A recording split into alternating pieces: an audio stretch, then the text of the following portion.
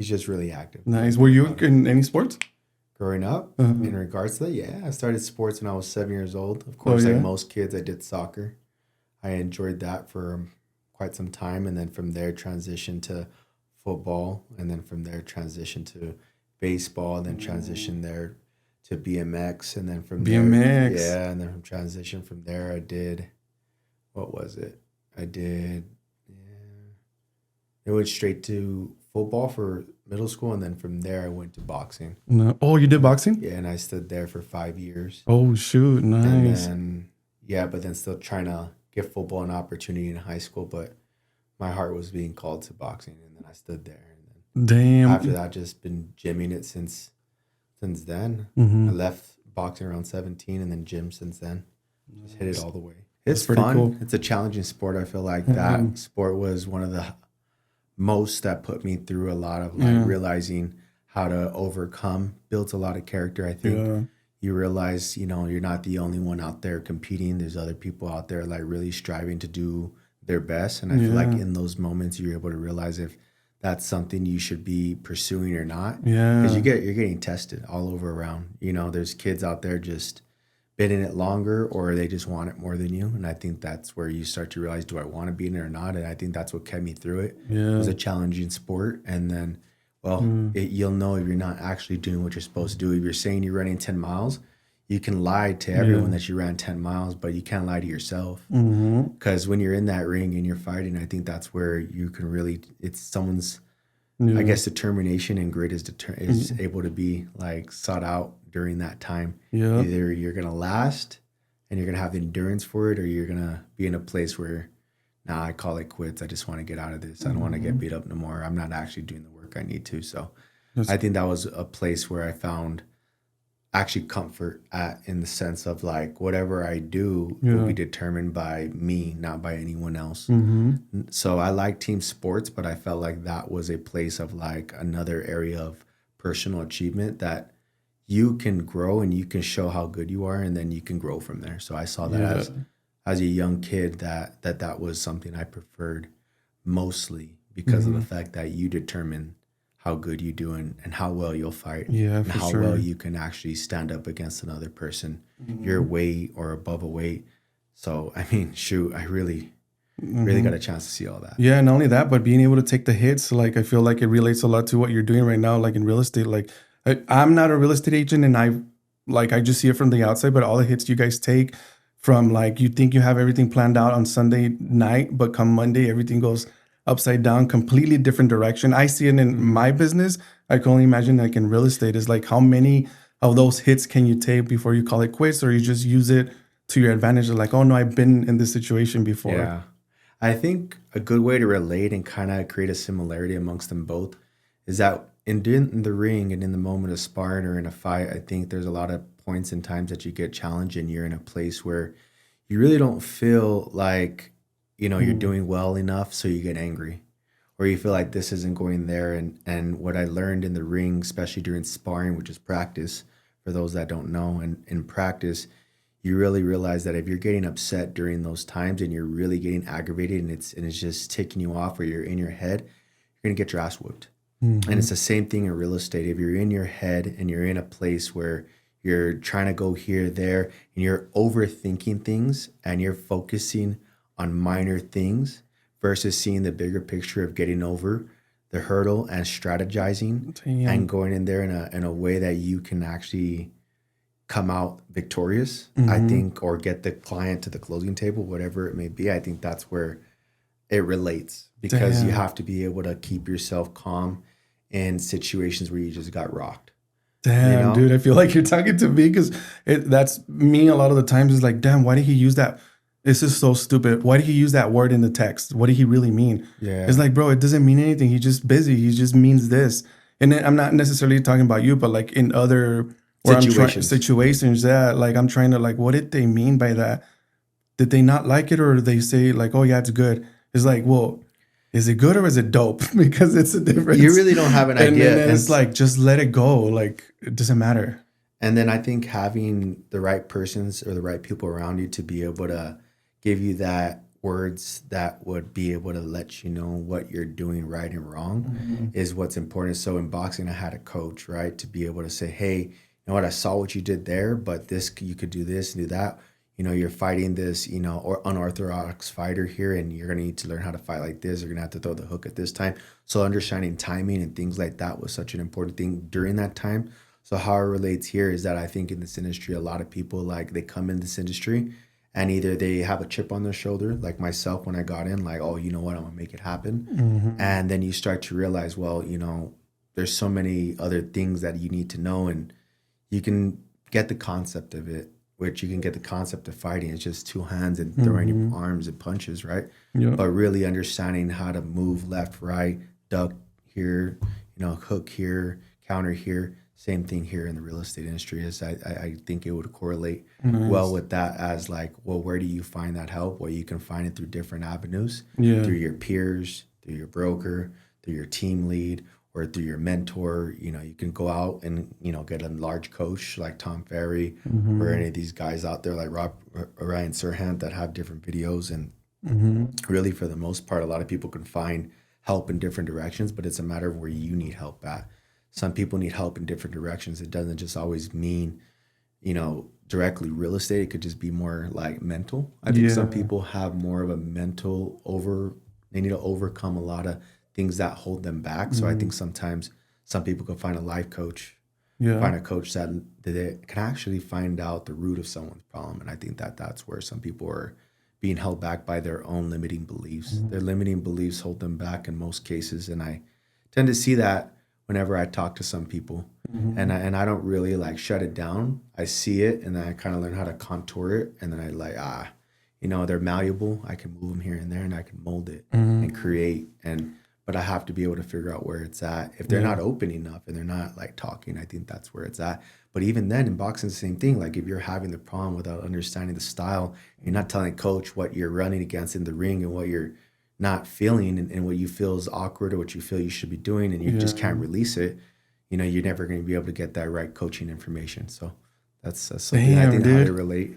Damn, that's crazy, because now it makes a lot of sense. Because first I wanted to do this is to get to know more of business owners, not just real estate agents, because we do work with other businesses and stuff like that. And I wanted to invite people and get to know people that I see have impacted my business indirectly and directly. For example, I see that you're growing. Is like, oh shit, like we've hardly talked. It's mostly been on the phone or text messages. Without a doubt. But it's like, damn, there's something about him that I know. It's like, it's dope. Like he's doing it, and I don't see you much on social media, but I see everything that you're doing is like, damn, like he doesn't, because most agents, they barely get something and they're showing it off. Well, there's nothing wrong with that, because that's part of marketing. That's part of showing people what they're doing. But I just see you as like, you're just working hard quietly, what it seems like on social media. But I know back in the background, it's not like that. But yeah, that's my biggest reason in doing this, because I'm like, I want to learn, not only learn, but like show people what it takes to get there. I think putting the spotlight on someone that's really not in the spotlight, I think I prefer, and it goes down to, I can re-talk about boxing again and tell you that it comes down to like, in that sport, if you're not with your head down, working hard, and you're fixated on what the next guy is doing next to you, it'll destroy you. You're going to feel like you're never going to get there. You're never going to be that. So in this industry, when I first got into it, I realized that if I keep my eyes on what everyone else is doing and posting, I felt like also what I was seeing online was a bunch of lies, to be honest with you. I felt like it was like they were saying, you know, I got 7 contracts here, 10 contracts there. And I'm like, oh my God, I'm doing bad. Like, why am I not doing that? How am I not doing that? And all I did was create a lot of like, you know, self-reflection, like I should be doing more, which I write.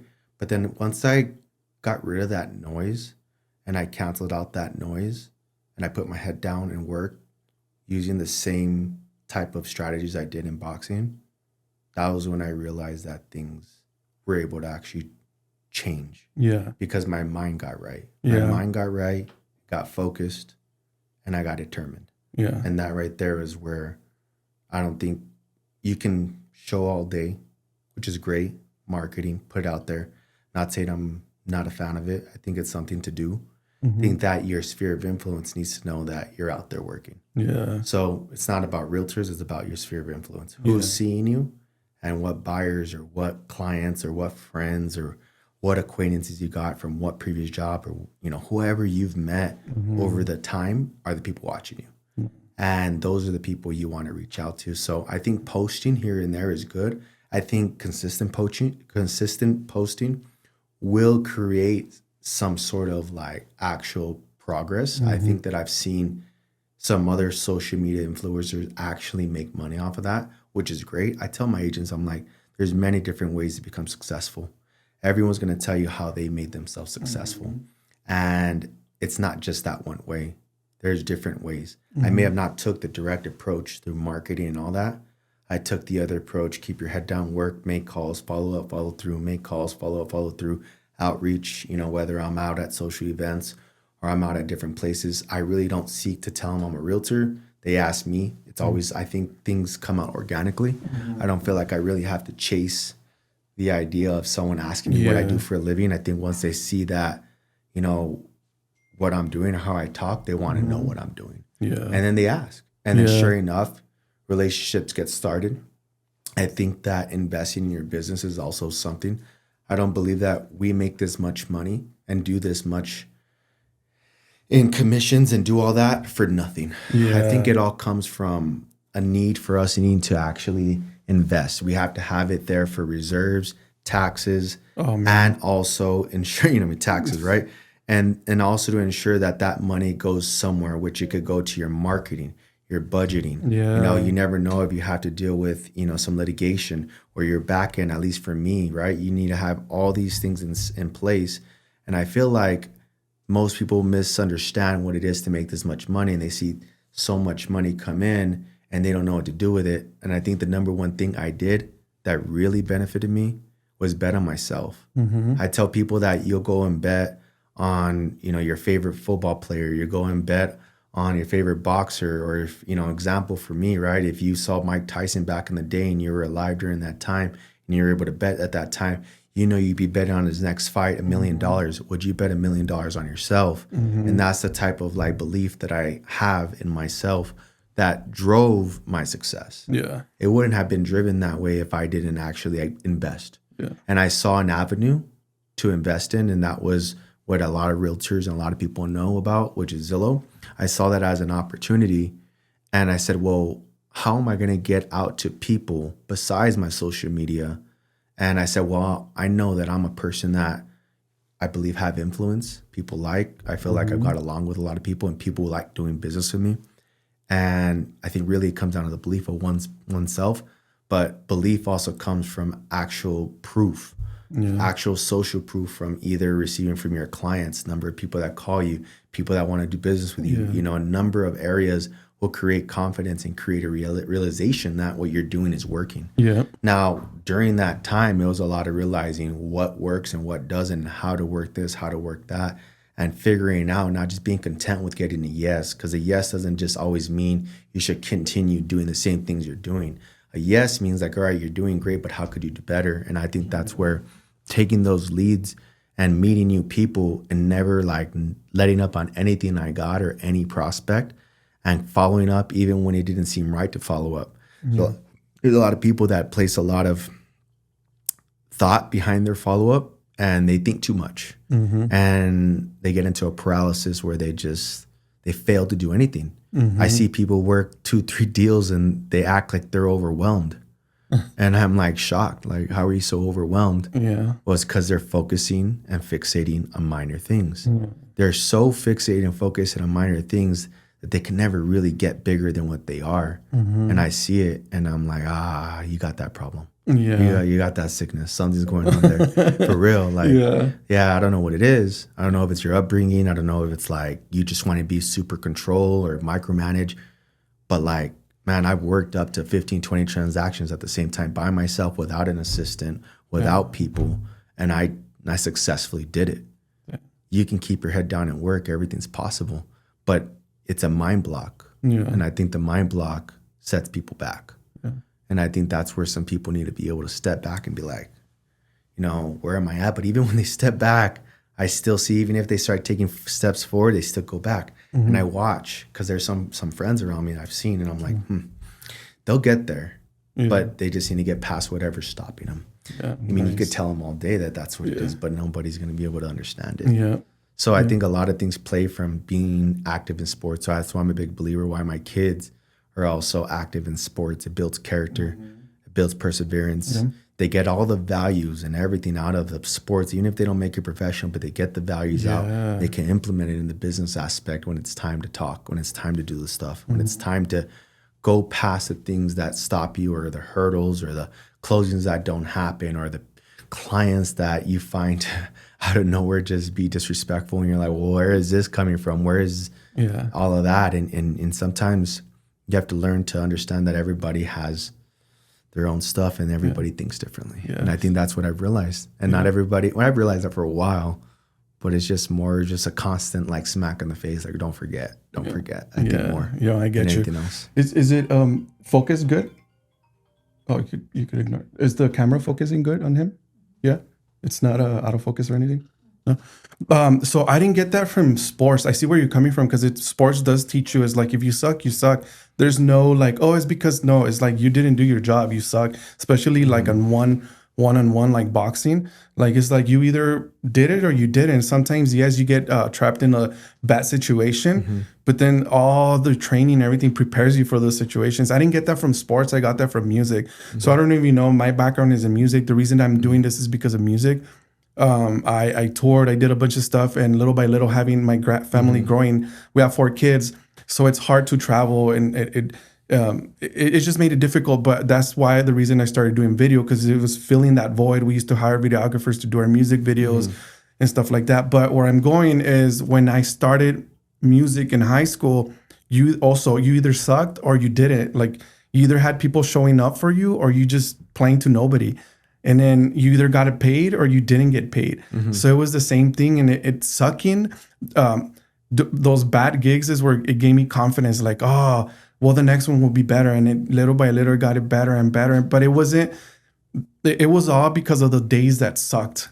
It made us be better. It made us rethink of, song selection and stuff like that. And once we put ourselves out there, went out of town and actually experience what it was like in other cities, in other states, you think it's different, but it really isn't. It's all the same. And once we came back to El Paso, it was like, oh shit, like, okay, like, we got this. And we showed up different. Our posture was different. The way we talked to people was different. And that really has made a difference in my business too. And just like in relationships, if I could do that, making something out of nothing, is like, anything is really possible, as cheesy as that sounds, but yeah, I got that from music. But yeah, where did you start, or what made you be in real estate? Like, did you ever think like, oh, I'm gonna be a real estate agent one day? Never. No? Never. I never saw that even in the forefront or anywhere in my life that would be something I would come out and do. What I did know, and I remember when I was at community college, I was actually studying. I was going to go ahead and be a physical therapist. I was thinking that was the route. Because of sports? My family's in the medical business. Okay. And, my mom's a nurse. My dad's a physical therapist. My little brother's a PTA. And, they kind of like, it was almost like destined, like, oh, you're going to go down that route. And I think during that time, I got a good realization if that was something that I really wanted to do. And as I was going through the classes at community and I was doing this, I got an opportunity to work at T-Mobile, and I saw that as a great opportunity.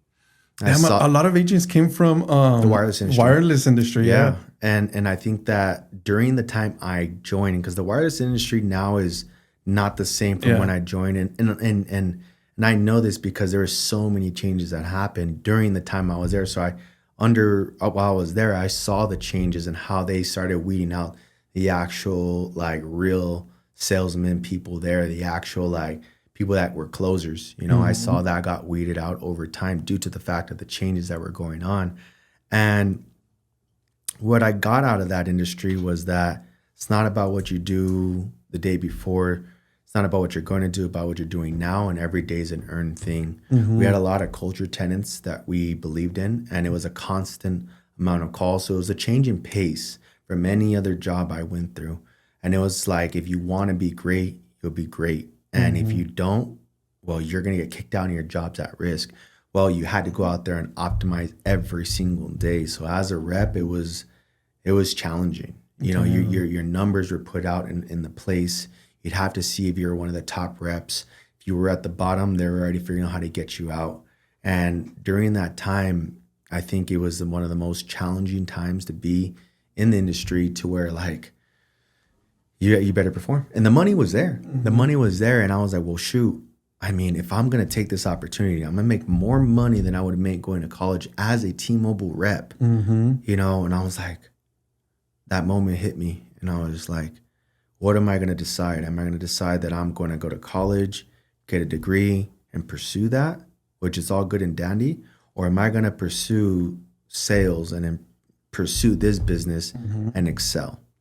And during that time, I said, well, that time like hit me right at the same time. And I said, well, I'm going to go down sales. I'm going to go down sales and I'm going to see what this route goes. But when I left college, I was like, just know you're not going back. Yeah. Whatever you do, you're closing that door, you're burning the ships, and you're not going to go back. And you're going to go fulfill this life. And whatever comes out of it is going to come out of it. And that was what I did when I closed that door. Sure. I realized that. And I mean, some people go back to college down the road, but that was not in the back of my mind. It was like, you're letting this go to go pursue this. I was like, so you got to, and it was a pretty challenging moment, for me to realize that, all right, don't go down this route, no more this route. So, 6-8 months into the industry, through all the stuff I did, hooking and greeting at Fox Plaza, setting up in the morning, bosses that were rude, hooking and greeting out at different stores, setting up at different locations, flyering all over there. So it was another motto we had, which is flyer with a purpose. So to talk about it and sum it up, promoted, I got into the industry, and what I realized was that I didn't want to be in another position. It was something I did not ever want to be in. That was someone would determine my future. And I was like, nah, I don't know about this. Yeah. When I started having change in leaderships, there was things that weren't getting promoted in the right ways. You're doing all the right things, and there's someone there to just determine whether you're good or not. And I'm like, nah, I'm not cool with that. I don't like someone determining whether I'm good or not. I was just like, that's not cool.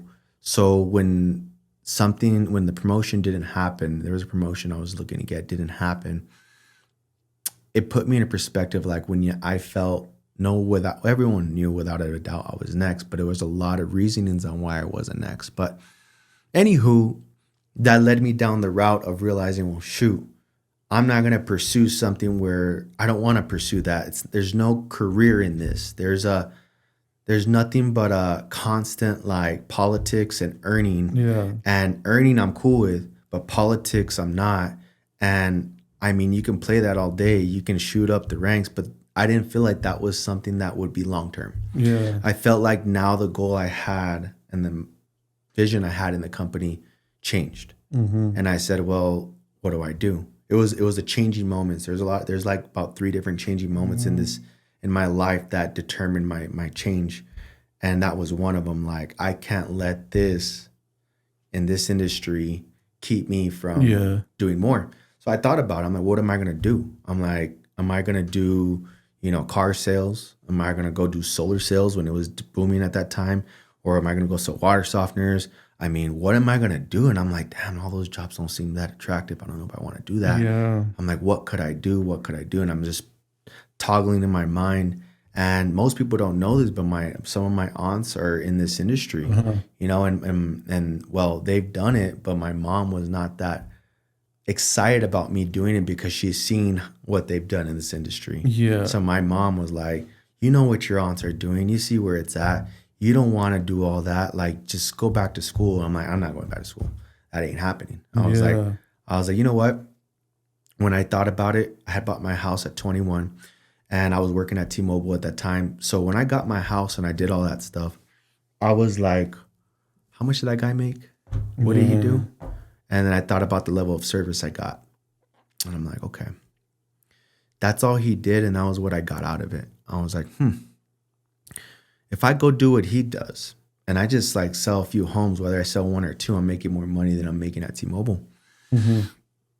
And I said, well, I already have the background. I already have the training. I already have the chip on my shoulder, especially that I was already in management at that time. And I was already used to doing all this stuff. I was like, I'm going to go in this industry and kill it.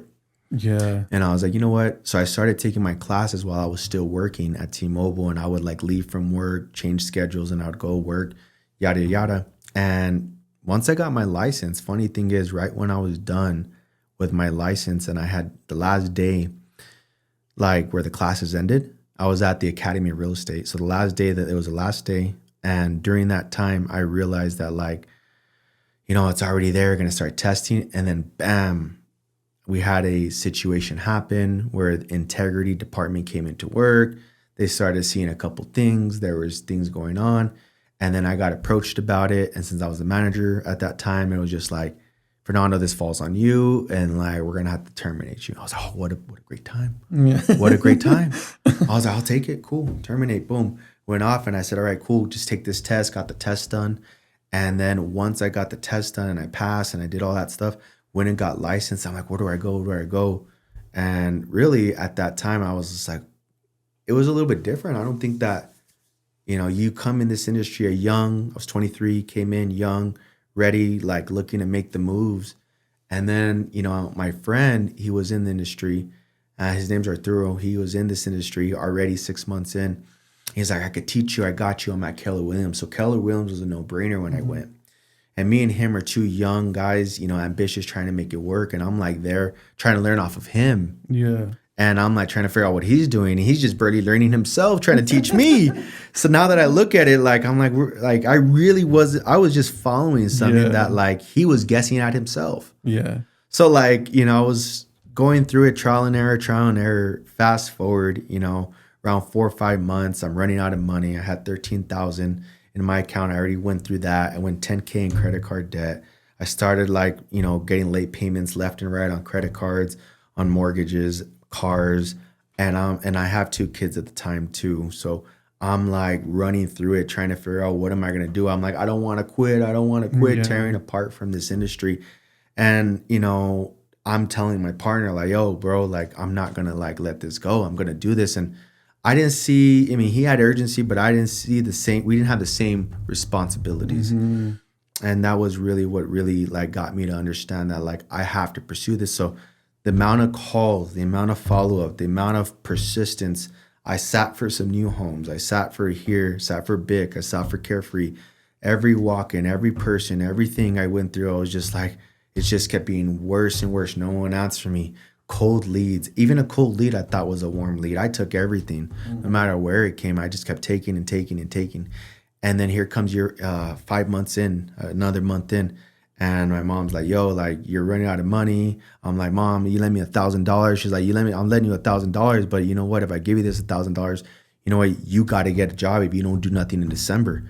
I'm like, oh, fuck, I'm going to make it happen in December. So I was like, cool. I was like, just enough to pay my mortgage, my payments. But then like, nothing happened in December. But in December, I went to a nice realtor tour, very nice realtor tour on top of the mountain. It was great.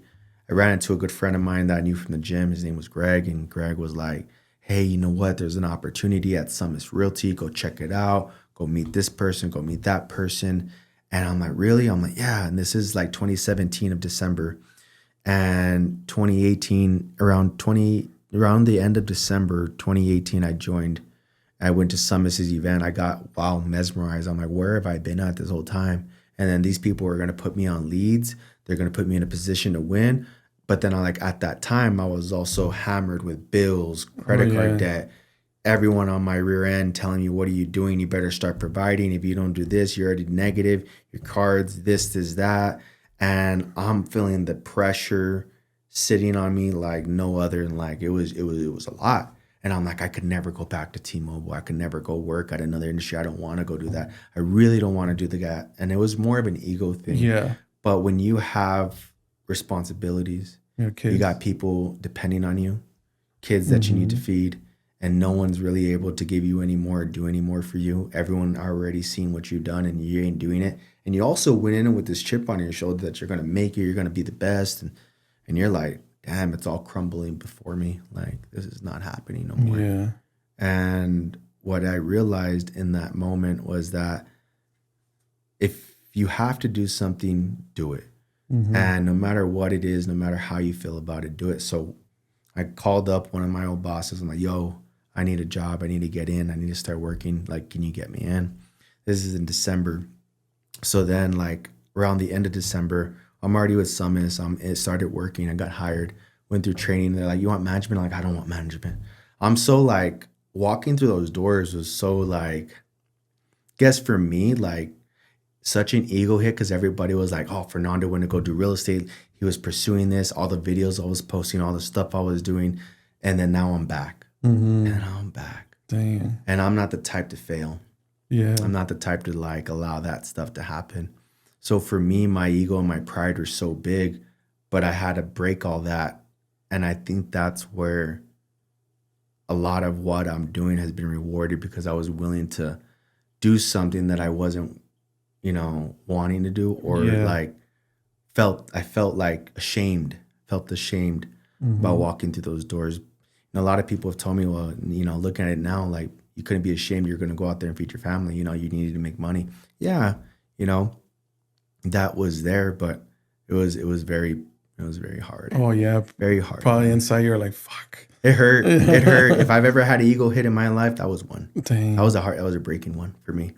And I went back, got hired, and I'm like, I don't want to be at any of these stores in the east side. I don't want to be in the north. Put me in the furthest store away from like everyone I know. So there was a new store that opened up in El Paso Street, downtown. And I was like, I'm going to go there. Yeah. And my Spanish ain't the best, bro. So like, it was like people coming in, telling me, I was like, told my manager at the time, like, he was a friend too. I'm like, look, I'm going to come in. I'll be your number one rep here. I will do everything, but you need to allow me to do my real estate still. I still want to do my real estate. So I wouldn't take my lunch. Well, I would take a lunch, but I wouldn't eat. I'd go out, show home to a client, or I'd go out and meet with a lender and then come back 2 hours later. But I'd work double shifts from morning all the way to night. And I would go there and constantly did that. So around a month and a half. So we're here, fast forward mid-January, going into February, I ended up quitting. I told him, I was like, I finally landed my first contract. How exciting. I got all lit about it. Landed my first contract. It was a big moment in time that I was like, finally, the first deal hit. I'm just like in my mind, so stoked. But I hadn't even made it past option period. I just barely hit execution. And I tell my girl and I'm like, hey, you know what? I'm gonna quit. I'm gonna leave. She's like, no. Everyone's all PTSD. Like, no. I'm like, I'm quitting. Yeah. I'm out. And I was like, I don't care. I'm gonna make it. Yeah. I'm gonna make it. I'm in a different position. I have opportunities. I'm gonna make it because I don't believe leads suck. I believe the person that takes the leads doesn't have the skill set and doesn't have the ability to communicate or win is the ones that can't close. So I knew that like you put me in front of anyone, I'm gonna win. Yeah. And I always did. So like I was like, this is a new opportunity. I didn't have this while I was at Keller Williams. Now I have this at Summits and that program and that opportunity. I just said I'm out. And everyone went bananas. Her family, my family, everybody thought it was all gonna happen again. You let go of your job. You let go of the secure money you're gonna receive. You barely just got enough to start making your payments on time now to the money. And I'm like, I don't care. Yeah. I don't care. And successfully, looking at it now, that deal closed. And I remember telling, a lot of people I feel talk and I feel like that happened. But I told, Preston and Renee at that time, I was like, I'll be top 10 in this company this year. Believe it. And in that year, I ended up top 10. Nice. Closed 23 deals. I bought a home. I fixed it. And I sold it the following year. And the rest has been history. Yeah. Dang. But it was a hell of a ride. Yeah. It was a hell of a ride, kind of making it short. There's still a lot more into it. But, summing it up, even though I felt kind of long. No, that's good. It's interesting because it's crazy. You don't see that. Like people don't, like I feel like all these younger realtors, nothing about being wrong about being a young realtor, but they don't see that. They think that they're going to post on social media and they're going to get deals and stuff like that. And a lot of them end up quitting or quitting early or not following up how you would follow up because they didn't see the reward right away. and like you just pushed through. So it's super interesting. I didn't know anything. I didn't know that. So it's super interesting. But you mentioned right now Tom Ferry. Did you ever get any coaches or anything like that? Did you go to seminars? Did summits provide coaching or anything like that? So looking at it, Summits had their own ordeal of stuff, which is their meetings and their opportunities and stuff. They were available, but I didn't take advantage of them. I felt like I still had that idea that I knew how to talk and knew how to communicate. The real work was in the follow up.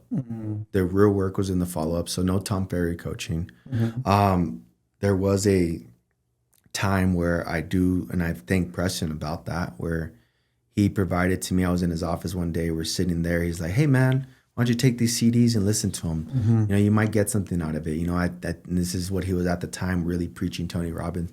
Listen to these CDs at my car, and I'm like, "Oh my God, this is life changing." Yeah. How you link one thing in your mind and what you add emotion to in your words, it changes.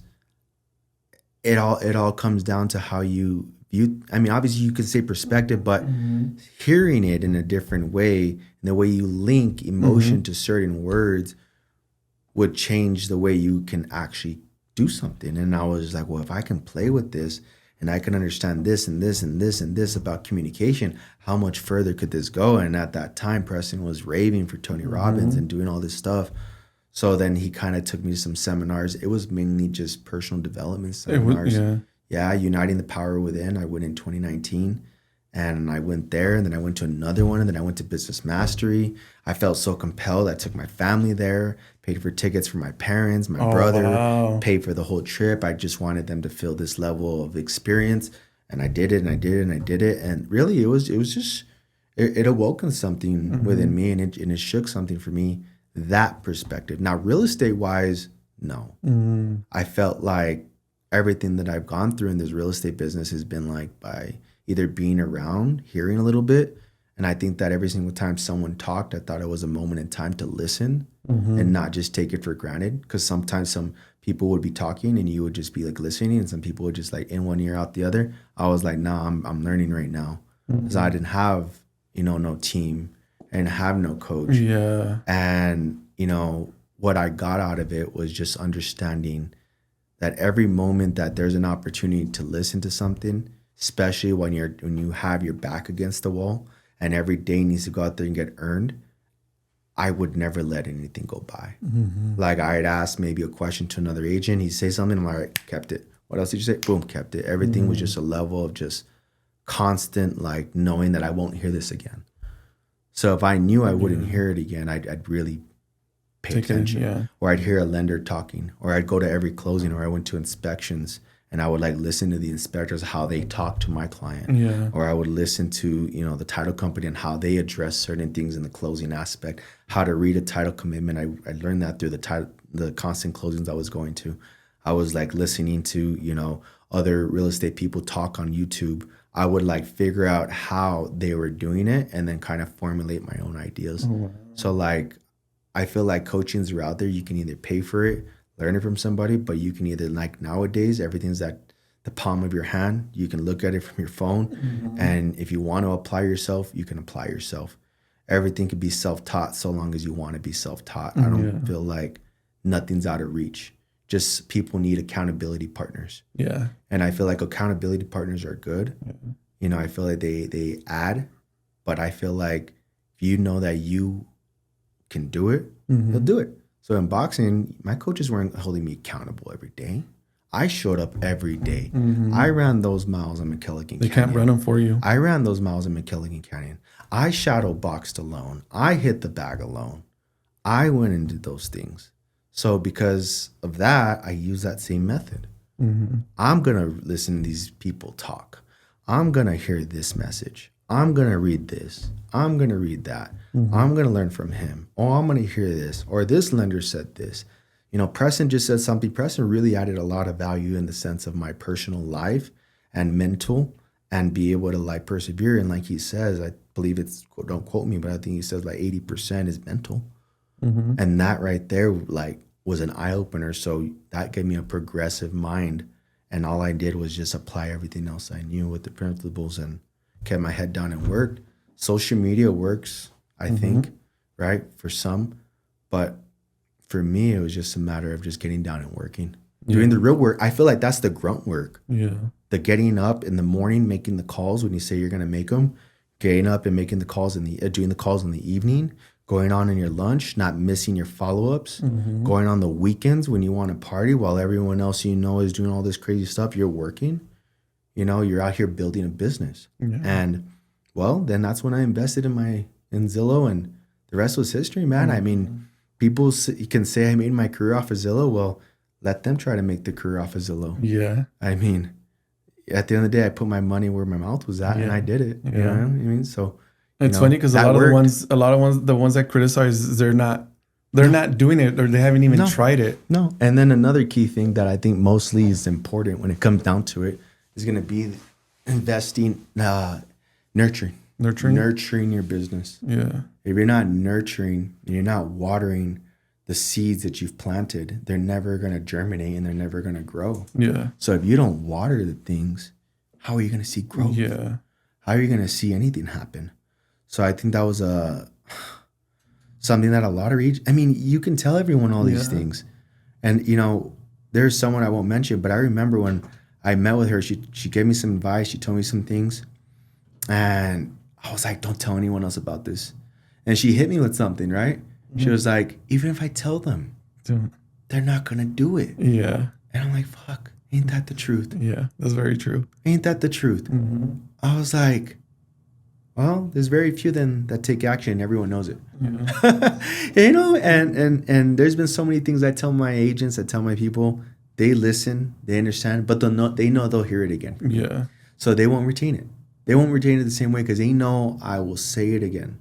Yeah. And I'll have a moment in time to re-ask it all over again. But that's the point why you pay for a coach, because the coach will be there to answer it all over again.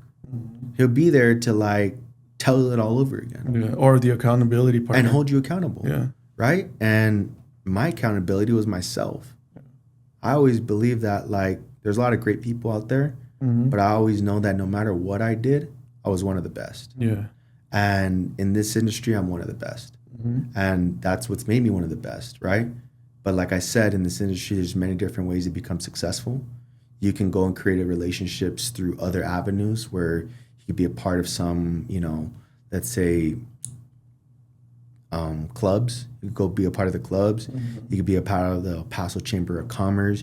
You can go meet with other professionals and socialize and gain those type of relationships. You could do social media. Yeah. You can, do prospecting, make calls, cold calls. So many different areas to make it. It doesn't need to just be through paying for stuff. Yeah. It really doesn't. Yeah. You can go sit open houses every weekend. A lot of my agents, they sit open houses every single weekend and they work their butts off every single weekend. They take some leads, but they sit open houses every single weekend. If someone just stood consistent to sit every Saturday and Sunday, they will see the progression it makes in their career. Yeah. They just don't sit every Saturday and Sunday. Yeah. And they don't want to sit every Saturday and Sunday. They'll find every excuse in the book to say why they can't do it. Yeah. And then especially if you don't have an accountability person and you're on your own, you don't need to make an excuse. You just wake up, feel like, my covers are super warm and they feel very heavy. I don't want to get out of bed. Yeah. And that right there happens a lot. I feel like a lot of people also miss asking questions, because a lot of successful people that I meet, you ask them something and they get fired up. They're so eager to tell you the secrets or how they did it. They just want to share it because it's lonely. So I feel like when people ask them, they're fired up, I'm going to tell you everything. Yeah. So I feel like a lot of people don't take advantage of the people around them. It doesn't have to be in the same industry, but you could go across the street for a small business owner, ask them questions, and they'll tell you about all the struggles. So then you realize, oh, wow, it's not just me. I'm not unique to these problems. Everybody goes through them. So I feel like a lot of people do miss out on the resources that they have. You don't need any more videos. You don't need any more books. You just need the what you already have, the people around you and what's already in your mind. But I like that. So you're talking about your team. How's that going? I know that, was it last year or 2 years ago you started your own group? It's been a year since I've been the broker. Okay. Okay. Prior to that, it was just a team. Oh yes, I'm sorry. Yeah. Prior to that was a team. Now it's the brokerage.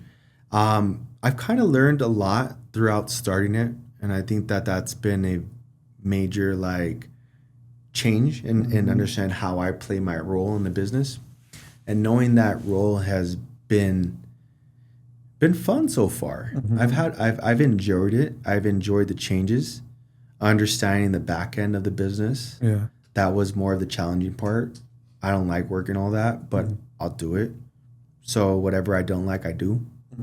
You know, so I did it. I learned it. I got the back end going, got all this stuff situated, make sure we're operating appropriately the way we would expect standards to be. And then understanding agents in a better perspective is what I've been understanding more. Because even if you can think that I transitioned my whole team, which at that time was around 5 or 6, over to me, now we're at 13 agents. Oh, you do have 13 We agents? have 13 agents.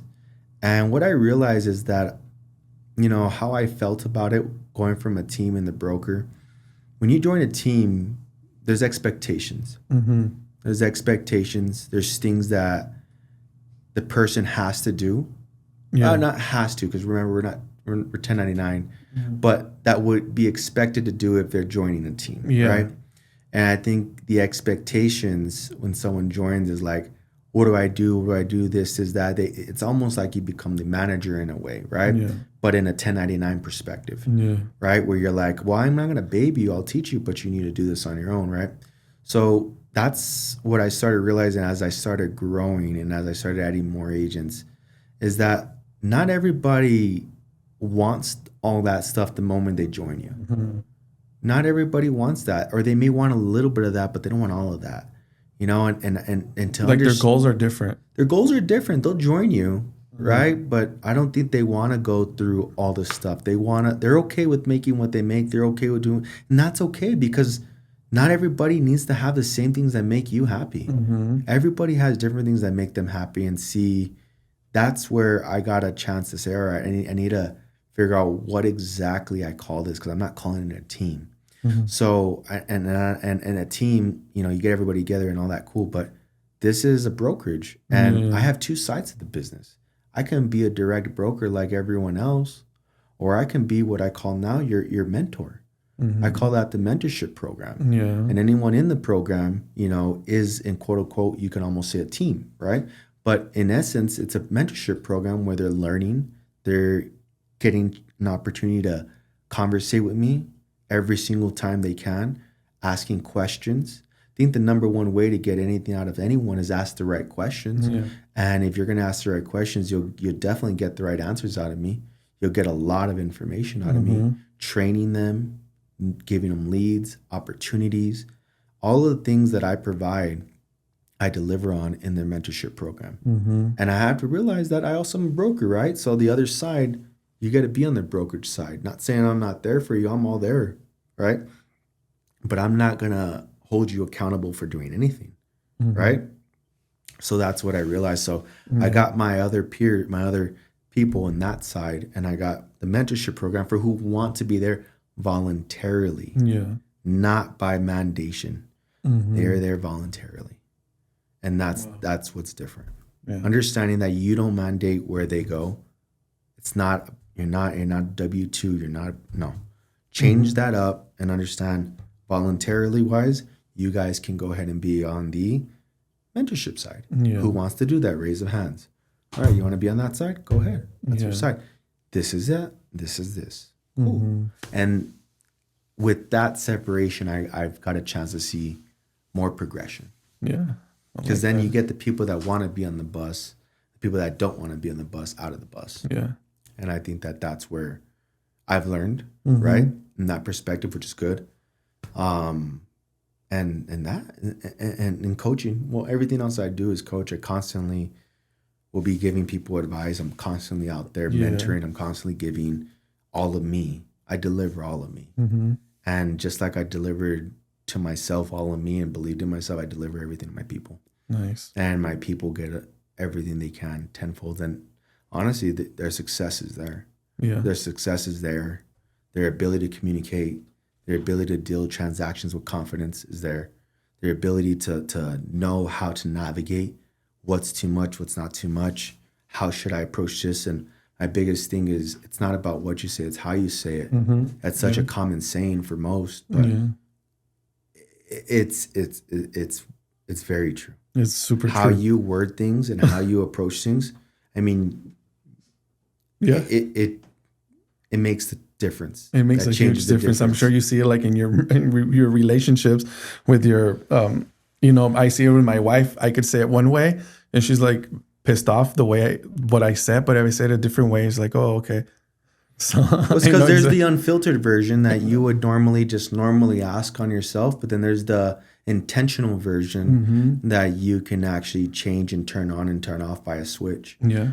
You know what I mean? And you always want to be on, because if you are off more than you're on, you're going to slip up.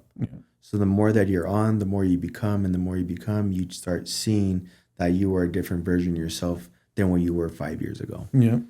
Yep. And you change. Yeah. What has been your because now that you're you have your brokerage and stuff like that, was it hard hiring people? Was it hard letting go of certain things that you thought like, oh, only I can do it a certain way? Or was it already like throughout your years of management and stuff like that in the mobile industry? Or was it hard? I can say I haven't done really an intentional recruiting for anything. So like anyone that's came to me has came to me with the idea of wanting to learn from someone they feel is a top agent or progressive, and they want to know how I've done it. Some people also don't want a lot of noise, and they know that I'm not about a lot of noise. I'm about work, Yeah. right? So when it comes down to it, like some people have came to me with those type of ideas and reasoning to want to do something. So when they come on board, it's pretty easy, right? I just really want to see if they're a good fit first and foremost, right? I really want to ensure that whoever comes to me and that doesn't want to be on their mentorship side is actually someone that's suitable for the company, right? Yeah. I don't want to have anyone that doesn't really care about ethics. I don't want anyone that maybe doesn't really, that just wants to get the lower split or the lower deal over there, whatever it may be. I'm not after that. I'm after someone that actually wants to like come join something and be a part of something that I'm doing, right? Now, if they want to be on the mentorship side, that's a whole nother different area. Now, parting ways with agents and all that, I've realized that like, it's cool to close the door because I'm not one that's going to stop anyone. I think that everyone has an opportunity to go where they want to go, because I know if I'm delivering myself day in and day out, I don't want to be delivering it to someone that's ungrateful. Yeah. I don't want to deliver myself to someone that really doesn't want to like learn Be there. or that wants just the cheapest way or is not happy. I don't want any of that. I want someone that like well spoken. I want someone that's actually motivated and driven, and someone that like is coachable, right? And I think that like sometimes I look for those things and I get them. But then sometimes some people tell you a lot of cool things and tell you a lot of beautiful things about themselves. Best thing you could do is just tell them, all right, I believe you, but we'll see when you actually come to the test. Yeah. You know what I mean? It all sounds good and dandy up until like, we start seeing how you are during your day-to-day actions. People open up. People mostly try to have a filter upon themselves, and they don't really come out to do the things they say they're going to do. Yeah. And sometimes they do, sometimes they don't. And I always just say, all right, well, I like what you're saying. It sounds good. We'll see how it works. Damn. You know what I mean? And I'm cool with either keeping people parting ways. Growth is growth. I have the idea of growth, but I don't strive. I'm not like out there actively recruiting. Yeah. Like I'm open to it. Yeah. I just keep my head down and work, bro. Yeah, I mean, see it. what else can I do? No, I see I mean, it'll come to you. I think success. People will follow success. Yeah. They're not. I don't think you need to go out there looking for it. They're gonna follow you because they see. Yeah. And I think the more you stay on your P's and Q's and you stay at top of the ranking reports and you're a person that delivers value, shows a lot of areas that someone might be not doing well at, and they see it in you, whatever it may be, however I become off inspiring to people, they want it. Yeah. They want to learn it. And I think that's something that like has caused me to have the people I have. Yeah. What do you feel is missing with these newer agents nowadays?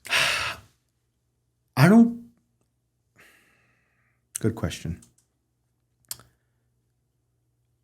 I can't say I've studied them. I can't say I've watched them. I can say maybe they popped up in my reels and I've seen their videos. Mm-hmm. I just see an agent trying to get out there and get it. And I see them trying to win. And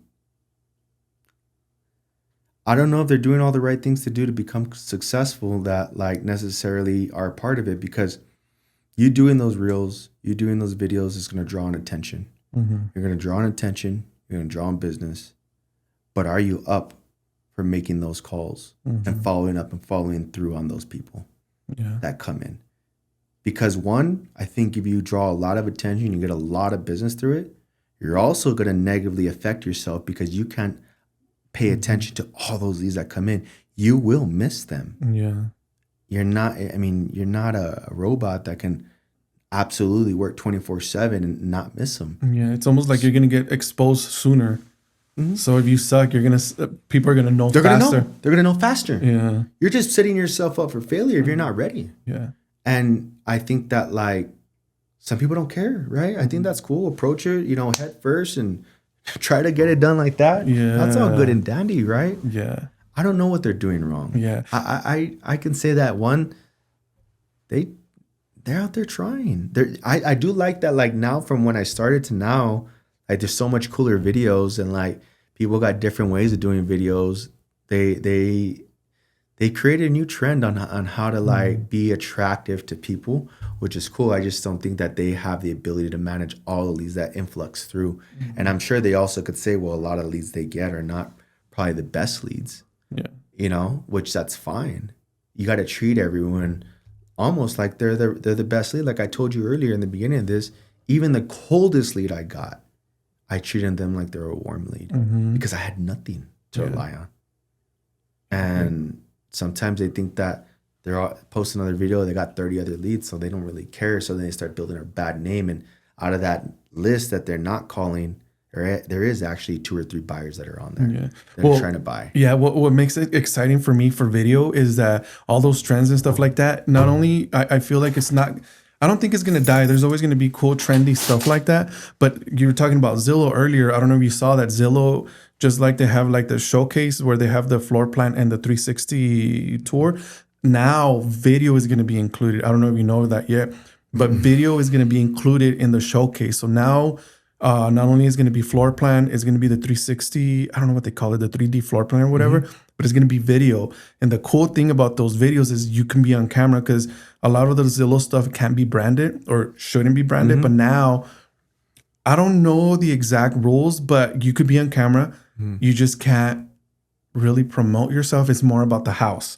So that's going to be interesting, because I feel like those trendy videos will not work on there. It's mostly going to be like, not slower, but actually showing the home versus doing these crazy effects and stuff like that. So so that's super cool. Yeah. Whatever they're going to release, if it adds value to my clients and it adds value to the people that entrust me with selling their homes, I'm going to use it. Yeah. You know what I mean? When they call me up, I know from what I was told, I was one of the very first people that took advantage of the showcase here. They told me about it. I was like, I don't need to hear all that noise. Sounds good. I'll take it. Yeah. And fast forward, it's worked out. Yeah. And it's worked out a lot. Yeah. Not because I am a photographer, videographer in El Paso, and you're one of 2 other ones that use it. Well, I think the main reason is it goes back to what I said in the beginning. Most people won't invest in their business. Yeah.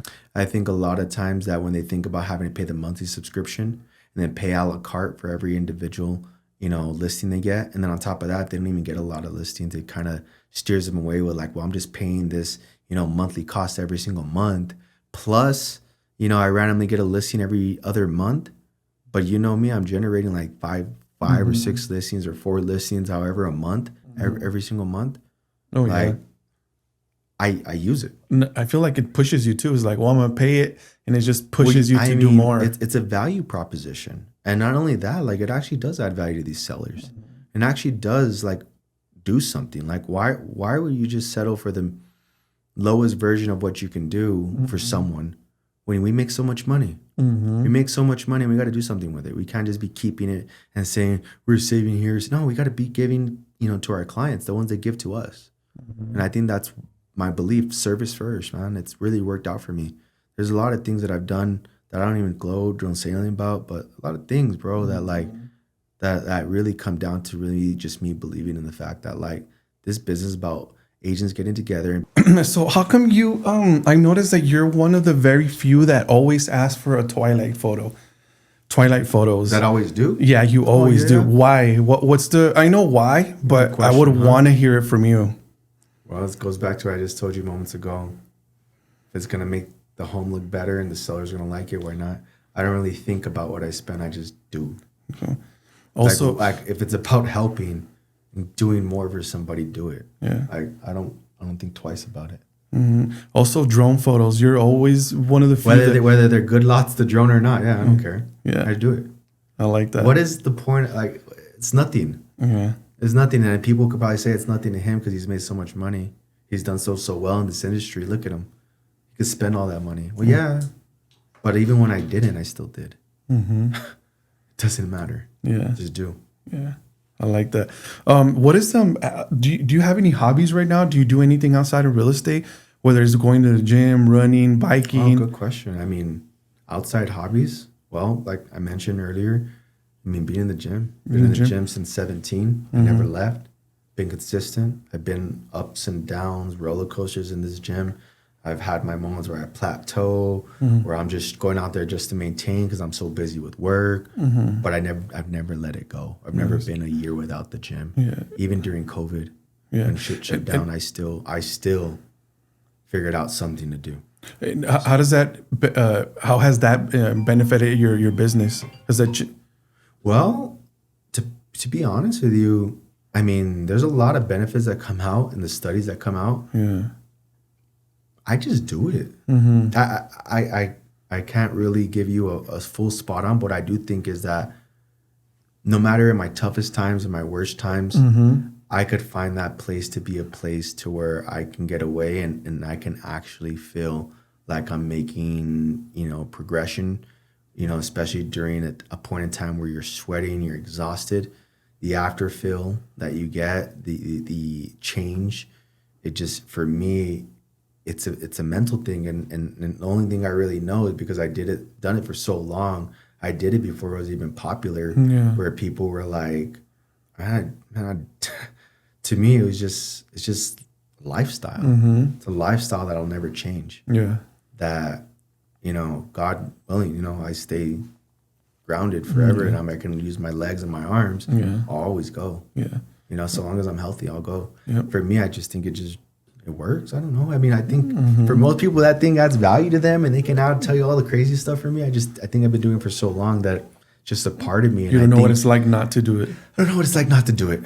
I just get up in the morning. If I have the opportunity, put on my shoes. I don't even think about it. I'm doing. Yeah. And whether I'm motivated, whether I'm not motivated, whether I don't feel like going, I go. Yeah. I show up, and it's better to show up and do something than not do something.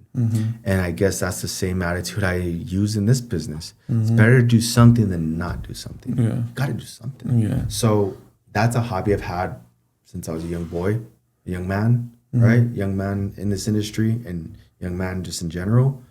And I would go, let me tell you, I would go and not have a period when I used to have outs. I did not have an out in high school, and I'd go to the gym. Or I'd even ditch a class, and go to the gym. People would think that you go do other. No, I went to the gym. Yeah. I'd work out in pants and shit at the gym. I just love the gym. Yeah. I feel like it's added a lot of beneficial things to my life in a way, right? And I think one's health is very important. So that's one thing I do. What else do I do besides work in gym? I mean, I'm a father, I'm a father. I stay active with my kids when, they got games. My daughter's in dance. She travels. She's been in dance and gymnastics since she was 4. My oldest is now at Hornado playing 7th grade. He just made the team right now. They're getting ready for their first game in a week from now. So Nice. I look forward to these moments. He's been in Little League and now he's in middle school, now playing for the school is a different perspective. Yeah. I'm a big believer on just coaching them and being there and being supportive. But never giving. Yeah. I always believe everything needs to be earned. Yeah. And I think that if you're not earning it, you're not going to get it. So it's the same values I preach in my house, Yeah. you know? What else do I do? It's crazy, right? I Yeah. mean, really just gym, Just gym. just gymming with my family and work, Yeah. gym, family, and work. And, you know, lately we've been including church and including that in our day to day, which has been a change in pace for me. But other than that, I mean, I don't really have much that I do. I mean, I take walks around my neighborhood. Yeah, that's good. You can say I actively walk my dogs around the neighborhood. I mean, that's an active. I guess I asked because for me it's changed a lot. Like working out and doing like stepping away from like my usual routines, like it's helped a lot. So that's why I asked, like, oh, what do you do for, you know, just for fun? Nothing that you get paid for or anything like that. But but I like that. Yeah. I mean, I could say I participate in the education committee at the association for Get Park. Okay. I got a chance to volunteer there for 2 years. You know, understand more about the other side of the aspect of the business and see how much our association does for us. Yeah. I think that was a different understanding. Most agents don't even know the resources that are available to them or how they can actually impact the community or how they could be impactful through other ways through actually volunteering with our association. It was something I never saw. I mean, a realtor, Thelma, reached out to me telling me, hey, I'm going to be the president this year. Do you want to do this? Do you want to do that? And me, I mean, if you offer and you hit me up, I'm going to go do it. Yeah. I don't say no. So I did that as a volunteer. That's cool. But other than that, I don't do too much besides just Your plate is full already. Gym, work, kids, and real estate. Yeah. And, and mentoring. That's another role, right? It's a whole nother Those thing kids I do. yeah. Trainings, and being a part of that, just running a business in general, because this is a business. Some people treat this as a job, and I don't think that's going to ever lead to success. What about, so don't hate me for this question, but I think it's interesting hearing it from a realtor. What do you think the future of real estate agents is? Do you think they're always going to be needed to where, or not needed to where I can go directly to a buyer? I mean, right now you couldn't do that. But do you ever feel like it'll be like something like a Carvana or something like that? I think that's always been in the back of my mind since I started. And that's the reason why I've also been pushing so fast. I tell everyone in this industry, and I tell anyone I talk to, this thing is not a race. It's a marathon. And in a marathon, you're not sprinting. You're not drinking an excess amount of water. You're going at it at the right pace. Yeah, you can sprint here and there where you see suitable, but you have to treat this as a marathon, not a race. And everything you do in this industry needs to be treated as such. And I think a lot of people are racing and they're missing out on all these things. Some people will go and try to do all these crazy things, but they can't even handle all the influx of stuff that happens. So what I think is I've operated with that thought in the back of my mind about maybe that automation will come in one day, and this is before AI was available and all that stuff was available. I always thought that somebody will figure out how to get us out, because I feel that there's a large scale of mediocrity in our industry amongst a lot of people.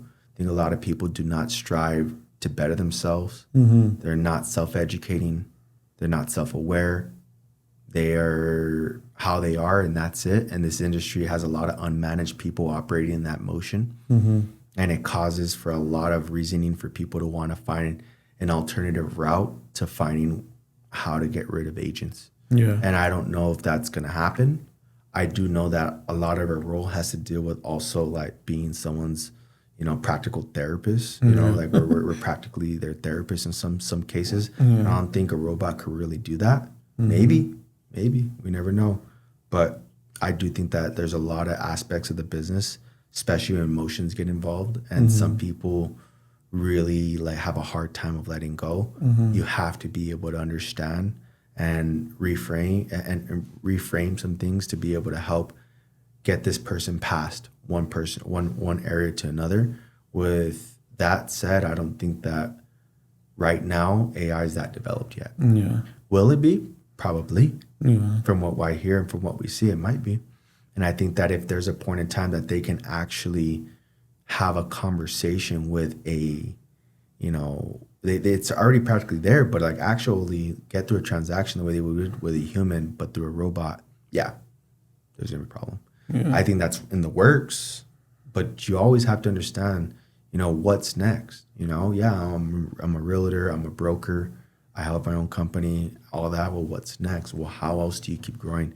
Right now, I'm in the growth of the company phase. Do that, but I always have what's next. This business, you can continue to graduate, but still be in the same business. There's ways. No. Did that answer that? Yeah, That's you good. did. You did. I think so too. Is like just focusing what's in front of you, but don't ignore what could be in the future. Yeah, never do that. Yeah. You would be doing yourself a disservice. Man. Yeah, it's the same for me because videography has changed so much when I started to where it is now, to where it's going. Like before, you needed all this crazy equipment. Just we'll go back further. Music in the music industry, you had to pay a lot of money to go into a recording studio, and it went from that to like you could maybe own an affordable, expensive but affordable production studio at your house. Then it went to like you could just record it with an iPad and make crazy hits. I think Billie Eilish, or I don't know how to pronounce her name, she recorded with her brother at home, and they make crazy hits. Even like our local, what's his name, Khalid, he didn't go into like a crazy studio. Yes, it was a studio here, but it's not what people used to do back in the day. And then now it's like AI is creating crazy music. Like, I don't know if you heard those remakes of like Tupac, remakes of 50 Cent songs into 1960s Never. classic music. Like, it's crazy. And you can't tell it's somebody fake, or you can't tell it's a robot. And then going down to videography, you needed like crazy cameras, crazy equipment, like a production crew. And then went to cameras like these small cameras, to where I've recorded like multi-million-dollar homes using my iPhone and nobody noticed. In fact, people liked it better because it has that feel of like, oh, this seems something that I could see in my phone, but they don't realize that it was recorded with a phone on purpose. Justin Bieber has a few music videos that were recorded with an iPhone for the same reason. And now it's like you see these AI videos, it's like, what the hell? Like, you could create something from your imagination and put it in video just with like prompting it the right way. So it's like, damn, like, yes, I'm focusing what's in front of me, but learning like AI, what different models is there that I need to learn, and what I see that in the future. So like, yeah, it's like the same with you. Like, I'm focusing what's in front of me, but not ignoring what it could be. And I feel like a lot of people get left behind because they don't evolve. Just like in music, I go back into music like, oh no, I don't want to be like a sellout. Well, it's like, okay, don't be a sellout, but just know that you're not going to be hired for these bigger concerts because you're still stuck in the old. And same in videography. Like, I don't want to be stuck in the old where like, no, I need to make it cinematic. It's like, cinematic doesn't work right now. Because they want something that's relatable. They don't want to see a commercial. They want to see like ring cam footage. Authentic, right? Yeah, original, and actually saying something valuable on camera, not just like something that looks cool. I mean, that's still cool, but No, I know what you mean. But yeah, We're in a different day and age. We're in a different day and age, and nowadays with everything changing, I've actually, just because I'd be in the broker, I help a lot of my agents through their own scenarios. There's different things that are going on, how these clients and how a lot of people are smarter now. Yeah. They're much more smarter. They're much more informed, which I think from a consumer aspect, it's actually beneficial because they're able to ask correct questions. Yeah. And they get them through AI, but then it also puts agents in a position where it's like, wow, I've never been asked this before. I've never gone through this. What did they just ask me? What's this? What's that? It starts like a whole nother area. So like, really, that's where experience is going to start shining, because I hear my agents' experiences and how their clients are utilizing AI to get to them. And that right there is like, okay, well, when you understand something so well, you know how to get around it. But when you don't, these buyers are getting smarter and they're knowing more. And if they know more about what's going on, they're going to know more and more about you not knowing what's going on. Yeah. Not only that, but I feel like they need to, like you said earlier, asking the right question, because you could ask AI and it'll reply, but if you don't ask the right question, it's not going to give you the right answer that you're looking for. Yeah, but it's still going to give you an answer that will give you something. Yeah. But like I said earlier, something's better than nothing. Yeah. Even if they don't know how to operate it and they can't formulate the right question, still going to deliver something to still ask. Yeah. Build from it. Yeah. It's still going to build from it. And then AI even asks you your own questions. It asks you, do you want to know more about this? And all the person got to put is yes. So even if they're not smart, they're getting more stuff out of it. Yeah. I'm telling you, even if they can't write the right prompts or anything, they're still going to get something out of it. Yeah, that's true. Whatever they get out of it, they're going to relay that back to you. And if you can't answer those things because you don't have the experience, you don't know the know-how, and you're going to feel stuck. And I've seen it recently with my agents. I'm telling you, I'm like, I would have never ran across this in the beginning when I started. This is new. Yeah. This is new. And really, it's just making me smarter. Yeah. I learn more from everyone's experiences. Yeah. I'm a person that can actually all right, you went through that, boom, retained, got it, move on, retained, because you don't ever want to let go of those things. Yeah. And that's how you become better. I believe the experience creates the structure, and the structure creates the results. Yeah. If you don't have the experience, you're going to be able to structure anything, and you won't get the results. Structure, experiences create results. Yeah. That's what's worked. Oh, yes. Well, thank you so much again. You're welcome. I appreciate it. Oh, it was I think great. that was a really, Thanks really for good talk. I learned a lot. Like, that's crazy. I didn't know you had so much experience in all this stuff. Like, that's crazy. Like,